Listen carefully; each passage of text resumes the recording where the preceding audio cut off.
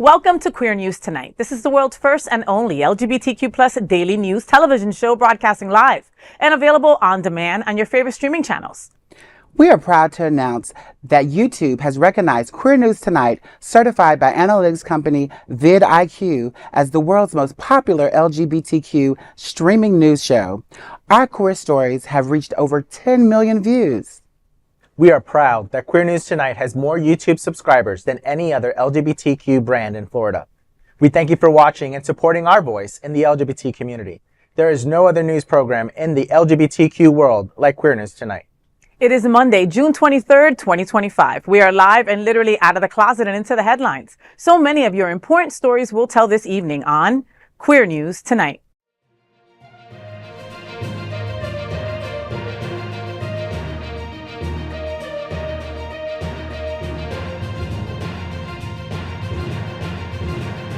You're watching Queer News Tonight, the world's first daily LGBTQ evening news show.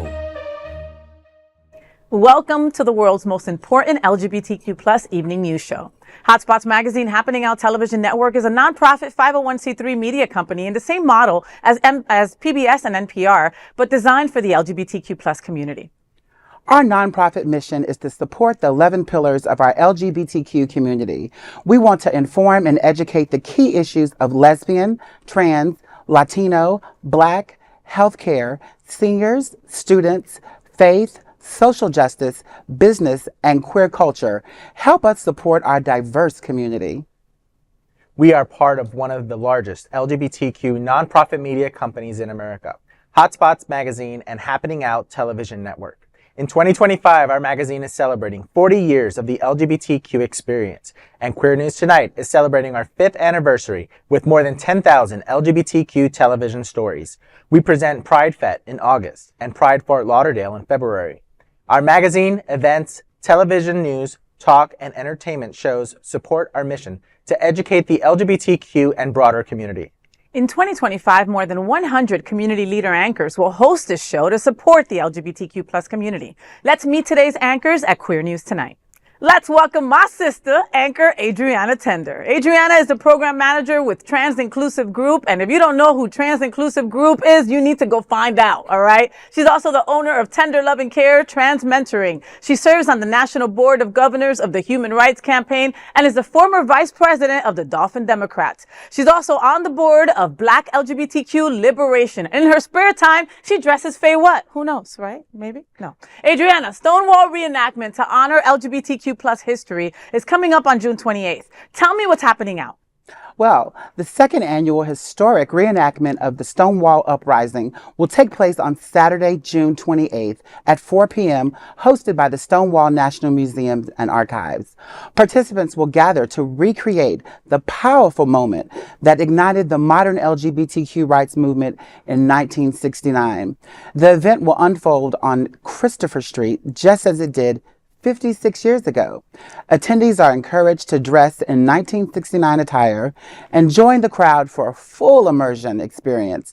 Light refreshments, a bar, and exhibit tours will follow. To participate, RSVP to Monique at stonewall-museum.org. All are welcome. Oh my God, this sounds like an amazing event. I actually went last year and had so much fun. Did you? Yes, and this year I can't wait to dress up in my 1969 attire. So what's your 1969 attire? I don't know. Because I was going to ask you, what do I wear if I had to wear something 1969 attire? Well, isn't that like the 70s? Like bell bottoms? You can wear your afro. Or you could lend me your afro and then I'll be dressed and we'll be good. I mean, hey. Hey. I could unbraid it and give it to you. Look, so Robert Keston over there at the Stonewall Museum, he's just incredible, right? He breathes, lives our community. And so he did this last year, and I unfortunately missed it last year, so I'm really happy that they're doing it again. And they had a tour of the Stonewall in reenactment in different cities around the country. One was, one they spotlighted Laverne Cox, and he had a conversation with her. I mean, he's done such incredible things, and now this reenactment is back, We've been celebrating Pride all month long, and we've got to remember that the 1969 uprising is the reason why we celebrate Pride, right? So, us at this table weren't alive when this really happened, So to be able to see the reenactment and live it right? I mean, it could be an emotional experience probably. Like, I don't know what to expect from my seat, but I'm not going to miss it for anything. You know? I'm excited about the reenactment because I'm hoping that a lot of the organizations, youth-led organizations, Equality Florida, PRISM, bring their audience with them to show them why we're doing now what happened then. Yeah. Like, they're the ones that, started building the table. We're sitting at it now, but how did that table get built? Like, let's go back to 1969 at Stonewall. Yeah. And I just hope that they make sure, because now that they're trying to have the erasure of trans people, I hope that they will be talking about Marsha P. Johnson and how she threw the first brick that started the Stonewall. Or the shot glass, depends on who you ask. But at the end of the day, it was Black trans women that were leading the fight, And Black and brown. And I doubt that they'll forget that. You can't. That is our history. You can't undo it. You can't undo it, So, but I loved what you said. Like, we're constantly saying how, like, Gen Z and et cetera, like, behind us don't know the plight, right? Again, we weren't there. But like, it feels like the generation before us was making sure that we knew, right? This is what we did. You get your marriage because of us. Like, they were always guilting us about that, right? And now we've got these kids that are like, look at the mess you guys have made, right? And we don't want to know anything about history. This is a wonderful way for them to see. And I think that this is also a good time where they're banning books and things like that, and they don't have our culture in their schools, that they can come to things like this and find out about their culture and find out about us as a community. In a safe space. In a very safe space. With their community. Yes. Yeah, because, let's not forget, LGBTQ history is American history. It is. That is the big LGBTQ story for today. There is no other queer nonprofit media platform like this in the entire world. Support our LGBTQ stories by subscribing and sharing Queer News Tonight. And we look forward to seeing you at the Stonewall reenactment on June 28th. Next up, let's welcome anchor Jason Nunez. Jason Nunez is a trailblazing leader, passionate entrepreneur, and fierce advocate for equality. He's the president and CEO of the Greater Fort Lauderdale LGBT Chamber of Commerce, and as a third-generation minority Air Force veteran, he has served at the Pentagon, the White House, the State Department, and Department of Labor. Jason, Chocolate City Talks open mic night by Hotspots happening out, and it's all going down on June 26th. Tell me what's happening out. Chocolate City Talks open mic night will take place on Wednesday, June 26th from 7 to 9 p.m. at Chocolate City Bar in Wilton, Manors. Hosted in partnership with Hotspots Happening Out, the event will continue its monthly tradition of uplifting voices and talent in South Florida's Black LGBTQ+ community. Attendees will enjoy poetry, music, spoken word, and raw truth in a safe and inspiring space. Artists can register in advance to bless the mic. As always, the night promises good vibes, affordable drinks, tasty bar food, and powerful self-expression. Everyone is welcome. I'm excited to see and celebrate our community, every part of our community. These Black voices that are going to be uplifted, the talent, like talking about our roots, like where did we come from? All right here in Wilton Manors. Like, we have it among our own community. We don't have to go outside of our space. So I'm super excited about this event on the 26th. I am. I'm going to also make sure that I'm there. I've been hearing great things about Chocolate City. A lot of our community members went there this past Wednesday.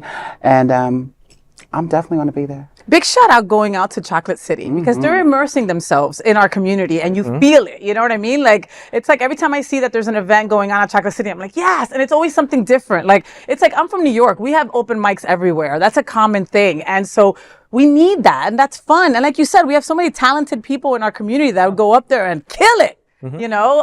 Can Community Health is going to be there doing testing as well. So, I mean, know your status. That's always important as well. I mean, I love these events. Let's have more of them. Thank you, Chocolate City. And that is the big LGBTQ story for today. There is no other queer nonprofit media platform like this in the entire world. Support our LGBTQ stories by subscribing and sharing. And Queer News Tonight looks forward to seeing you at Chocolate City Talks open mic night on June 26th. And of course, let's welcome tonight's lead anchor, FayWhat. She is a legendary events host, a television and radio personality, and the host of the Hotspots Happening Out's The FayWhat Show. Faye's FlockFest 10th Beach Bash set for July 12th. Tell me what's happening out. I'm so excited about this. I love FlockFest and I love their beach event every year. I hosted it last year, and this year, Jonathan Casañas is hosting it, and he's such a sexy little bear. So FlockFest events will mark its 10th annual beach party week. I mean, it's their 10th anniversary, so why not throw a party, right? With a spectacular celebration on Saturday, July 12th from 11 a.m. to 4 p.m. in Fort Lauderdale, right on the beach. The milestone event promises a day filled with high energy music, sun-soaked fun, and vibrant community vibes. International DJ Danny Verde, who's amazing, will headline the celebration, while Jonathan Casañas is going to be hosting the festivities. Maybe we can get him to do a song or two, you know? This special edition of FlockFest will honor a decade of community inclusion and philanthropy. Attendees can purchase VIP beach day tickets for $115, which will include entry, refreshing drinks, and a $5 food voucher, okay? So they've got a ton of food trucks there, accessible for some yummy food as well.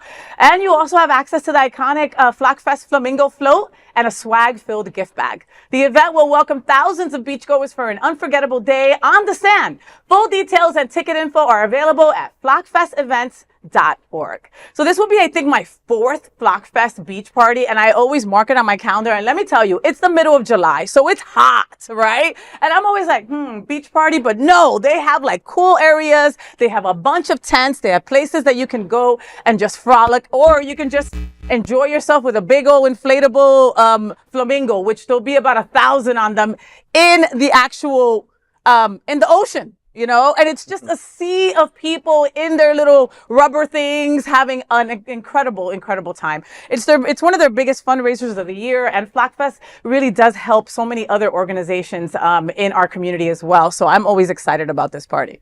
Yeah, for the last 3 years, I volunteered. And I volunteered either setting up the tents or I set up blowing up those damn flamingos.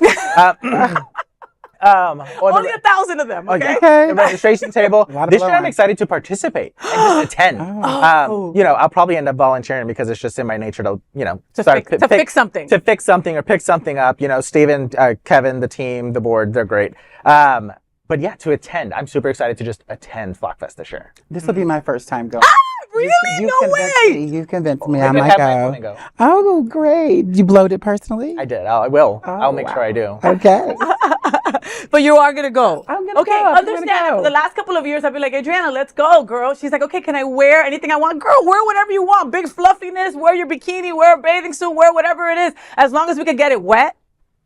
That's all that matters. That's all that matters, Adrianna, you know, and that's what the boys over there and the girls, because Melba's also part of FlockFest, and we've got Steven and Kevin and Iman and John and Dan and all those people. They want us to have a great time, you know, and we need that right now. The world is sad. Yes. The world is crazy. Like an afternoon with a couple hundred of your closest friends hanging out in the water, getting wet. You just want to talk about this getting wet. My goodness. A bathing suit with me, that's all. Sorry. You know. Sounds fun. Well, close us out, Miss Adrianna. That is a big LGBTQ story for today. There is no other queer nonprofit media platform like this in the entire world. Support our LGBTQ stories by subscribing and sharing. And Queer News Tonight looks forward to seeing you at FlockFest's 10th Beach Bash on July 12th. Now let's dive deep into this big LGBTQ plus story for today. I'm FayWhat, and let's queer up South Florida and Florida. Drag queen denied lot access during AHF HIV outreach in Wilton Manors. A community health initiative led by the AIDS Healthcare Foundation was abruptly shut down on June 20th in Wilton Manors.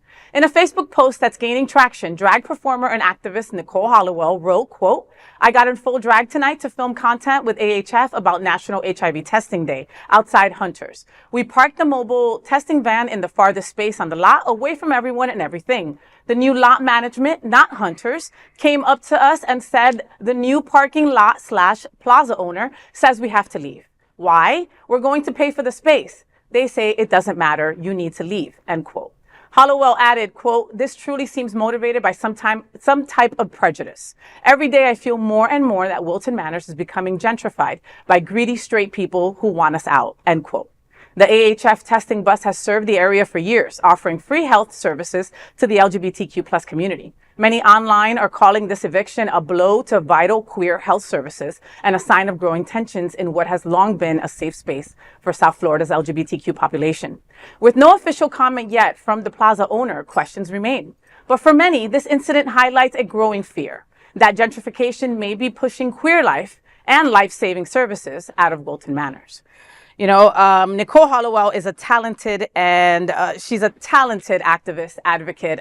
She speaks for our community on a daily basis. She takes no BS from no one, and I respect her for that immensely. When it comes to this story, I think that I have to echo Wilton Manors' vice mayor, Chris Caputo, in saying he had replied to the Facebook comment, and he had said, "I'm reaching out to Styles to better understand their perspective and clarify any concerns they may have. I think it's important we approach this calmly and constructively, giving everyone a chance to be heard before jumping to conclusions." He ends his post by saying, "Ultimately, I'm optimistic that Styles and AHF can have a productive conversation and find a path forward. In the meantime, I'd encourage considering nearby public parking options that support community access while this all gets sorted out. AHF might consider parking at a city meters nearby, including spaces adjacent to the plaza and along Wilton Drive. Warmly, Chris Caputo, Wilton Manors Vice Mayor." If you want to read the rest of what he wrote, it's online as well. I think that I hope that they're able to come to some kind of resolution. Maybe it's just a mistake or a miscommunication, and until we get further information, we'll keep you tuned in. Yeah, I mean, it's really hard to come up with a comment about this when you don't know both sides of the situation. But sitting there reading Nicole's post, it was really heart-wrenching, and it just seemed like it was more than just a parking dispute. It seemed like it was like a dangerous shift in our community priorities. Like they were more concerned with gentrification and making money than they are about supporting our community, because that particular parking lot has been there for years for our community, for our drag queens, for our LGBTQ elders and youth and our trans youth, to get services. I used to work at an organization that used to park their mobile unit there, and we serviced it there for hours and we had no problem. So it's hard to see that we're in a place right now that we can't do that. You know, but I just hope that maybe it's maybe it's something that you have to call ahead and let them know that you're coming or something. I hope that that's the problem. That there's some kind of fine print that maybe we just haven't gotten to yet, and the parties will talk it through and make sure that it's alleviated. Like you said, many nonprofits use that parking lot in a lot of settings. So I give kudos to Nicole for having the cojones, you know, to say when things don't feel right. You know, and we'll follow the story. We'll continue to follow the story here at Queer News Tonight. And that is the big LGBTQ story for today. There is no other queer nonprofit media platform like this in the entire world. Support our LGBTQ stories by subscribing and sharing Queer News Tonight.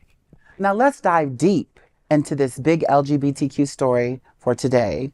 I'm Adrianna Tender, and let's queer up entertainment. Gay country singer David Michael Hawkins gets candid with new song, Sin. A bold new voice is rising from Nashville, and it's singing the truth. Country singer David Michael Hawkins is stepping into the spotlight with Sin, his deeply personal new single released this Pride Month and just days ahead of National HIV Testing Day on June 27th.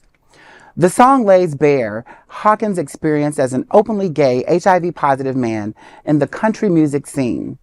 In a statement leading up to the song's debut, he said, open quote, "I wrote Sin because I know there are other young LGBTQIA youth struggling to love themselves.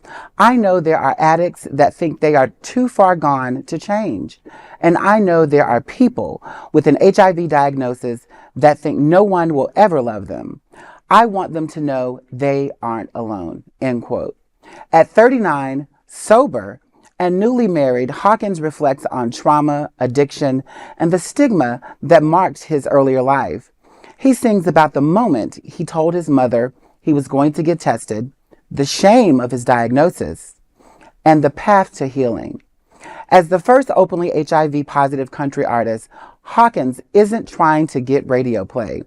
He says, open quote, "The song is meant for queer people who hear themselves in the lyrics. It's meant for people like me who were raised on country music who can finally relate to a song they choose to stream. As far as Nashville goes, I wish I could proclaim from the proverbial rooftop, Nashville is super queer. Through raw lyrics and honest storytelling, Sin becomes more than a song. It's a lifeline. You can stream Sin now wherever you get your music. I think this is completely and utterly amazing. I know as a Black trans woman, I believe in telling truth and living your life authentically, and seeing that he is doing this and he's sharing this with everyone, it just speaks volumes. Yeah, I grew up in North Carolina, so I still listen to country music. Sometimes you hear my country twang. It's okay. But when I heard this song, I was like I was listening to the lyrics, and I was like, damn, like this is... Is it catchy? You this like is it? catchy. Yeah, it's a very good song.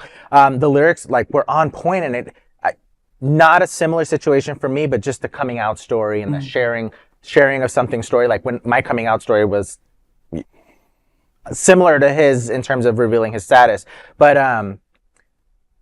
the power behind the lyrics was amazing. So I had to look them up, and then coming here tonight, I'm like, oh yeah, I know that song.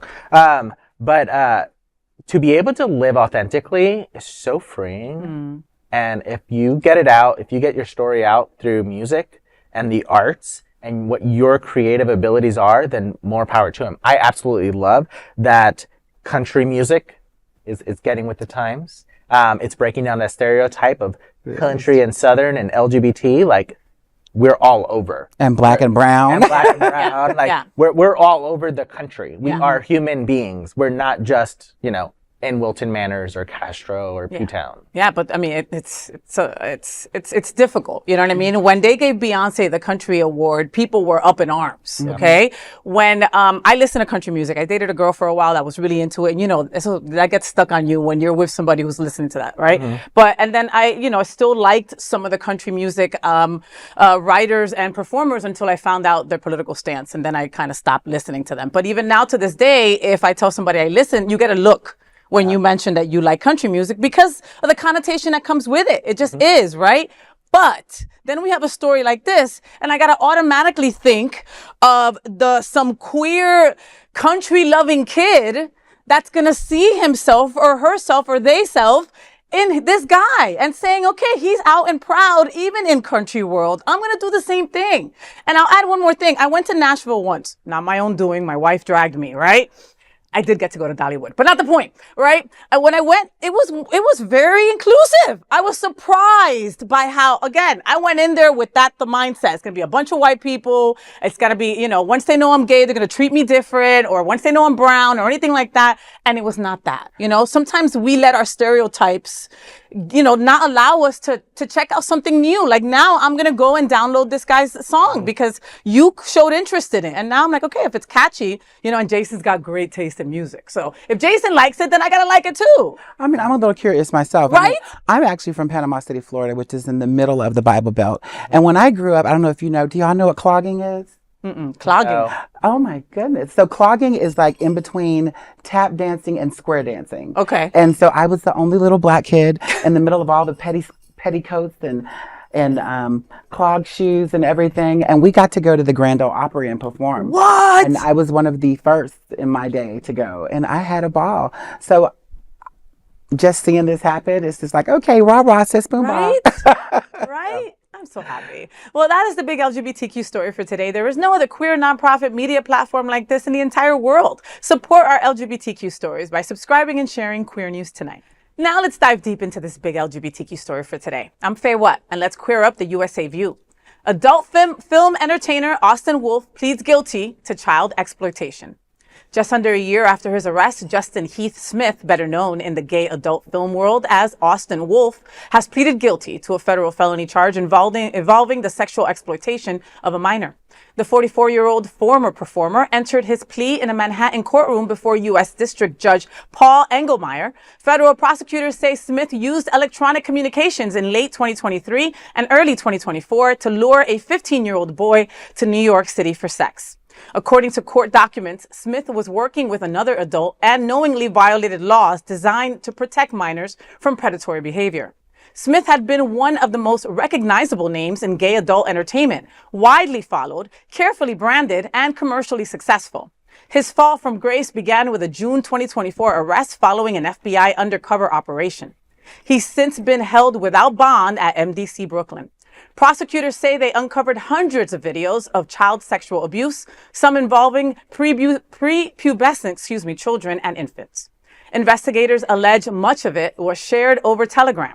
During an April raid, over 24 devices were seized, including smartphones and MacBooks, which Smith has now agreed to forfeit. Smith faces a mandatory minimum of 10 years in federal prison with a possible maximum of life. His sentencing is scheduled for September 29th at the Thurgood Marshall U.S. Courthouse in Manhattan.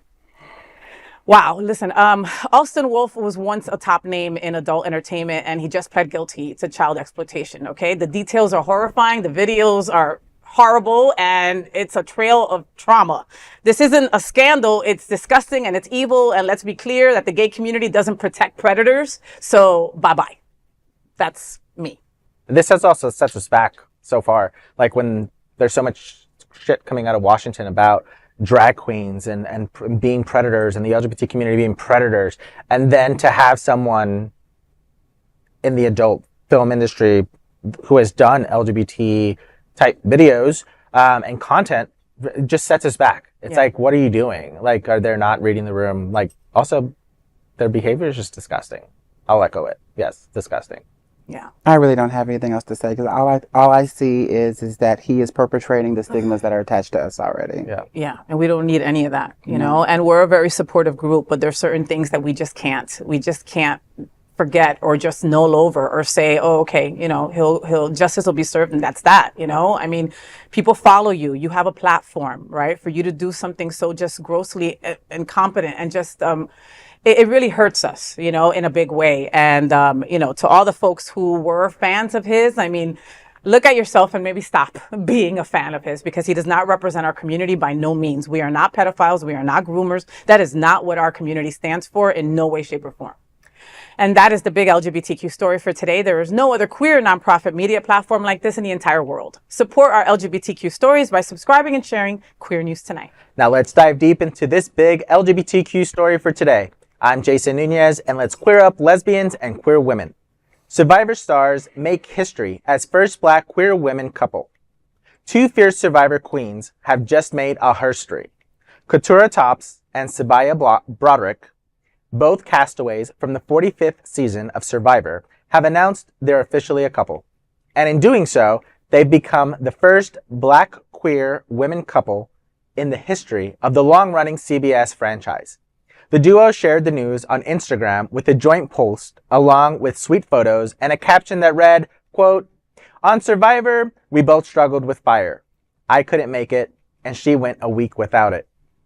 But what we've built together, that's a fire finally lit itself. From players to Panthers, from players to partners, from castmates to co-dreamers, meet Survivor's first Black queer women couple." End quote. Fans and Fellows alum lit up the comments. Austin Lee Kuhn shouted, quote, "Hard launch," end quote. While Survivor veteran Eliza Orlins cheered, quote, "So beyond happy for you two and for your love," end quote. And season 47's Teeny Chirichillo, who came out as trans this year, added, quote, "You know I'm so obsessed," end quote. Tops and Broderick began on different tribes in Fiji, Belo and Lulu, and never even shared the same beach. Yet somehow, love survived. As Survivor prepares for its 50th season in 2026, these two have already won the game that matters most, love. The story is just so heart-wrenching, heart-tugging. Yes. The fact that real love could come out of a reality TV show. Like, it's not a show. Yeah. Like, they really fell in love. And the fact that they were, if you've watched Survivor, they're not on the same beach. So it's not like, hey, Faye, let's go out. Like, I'll see you next week. Like, they literally don't even see each other. Yeah. And for them to fall in love, I mean, just another queer couple out of TV, reality TV. Great. Can we say, like, how the hell has it been 50 seasons of this show? Okay, there's coming up, right? You read that the next season is the 50th season of Survivor, Wow. okay? Holy crap, okay? That being said, they were on the 45th season, and it took 45 seasons for there to be the black love like this? The hell's up with Survivor? You know, like I'm a little surprised about that, you know? I can't wait till there's a day that we're not celebrating the first black couple, okay? Or the first brown couple, you know, where it just is, all right? They look super happy. I want to be their friend, you know what I mean? They're having a great time, loving on each other, and I couldn't be happier.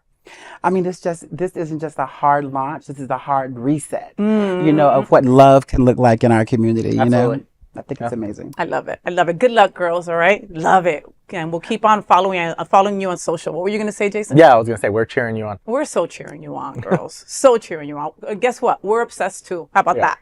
And that is the big LGBTQ story for today. There is no other queer nonprofit media platform like this in the entire world. Support our LGBTQ stories by subscribing and sharing Queer News Tonight.